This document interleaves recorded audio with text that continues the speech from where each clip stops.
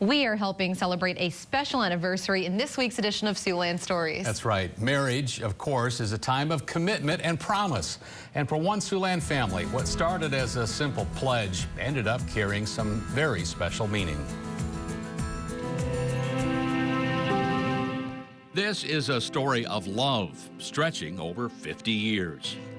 We met, I think, in 1969, I think it was. And an anniversary not celebrated by a crowd with cake, but rather an 8-ounce can of Coors banquet beer. We worked together at a camp for a year and fell in love, and we were engaged on Valentine's Day, and then the next year on Valentine's Day we got married. Diane and Ed Nesselhoff married on February 14th, 1971. Shortly after we got married, we went to Colorado, because that's where his family was from, and they couldn't all make it to the wedding.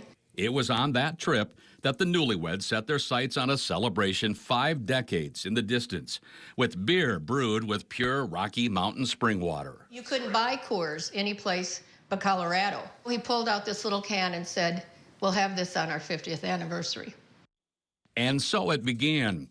Even before there were children, there was that tiny can of Coors Banquet. It always just got packed up and went along, and we just never really thought about it. It was always in the house. Probably wasn't 10. My father telling me that he assumes that it had just turned to sludge. So, you know, occasionally I would go and shake it a little bit just to hear the liquid flow. So as long as I could hear that, I knew it hadn't turned to sludge yet.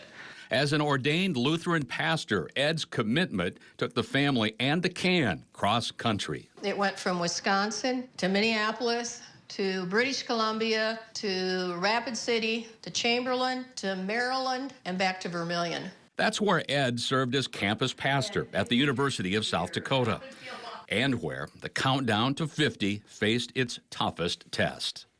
In July of 2016, Ed died after a 6-month fight with aggressive lung cancer, 5 years short of cracking that can of Coors.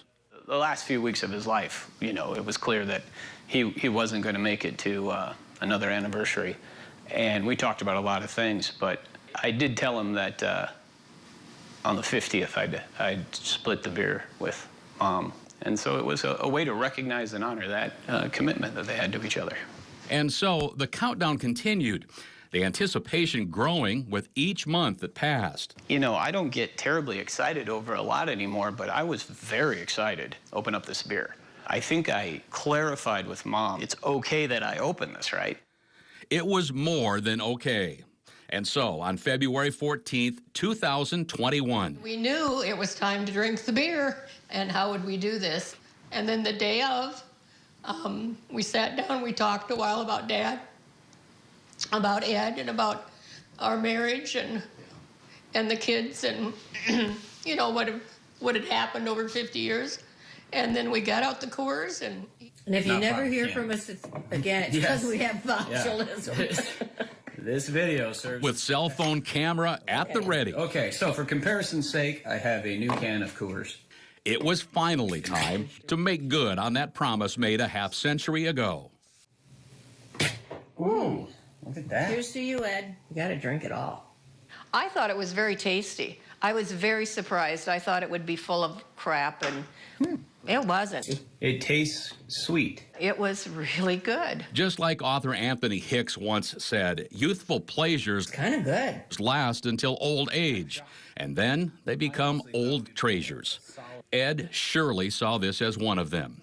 The love of his life and son making good on that youthful promise.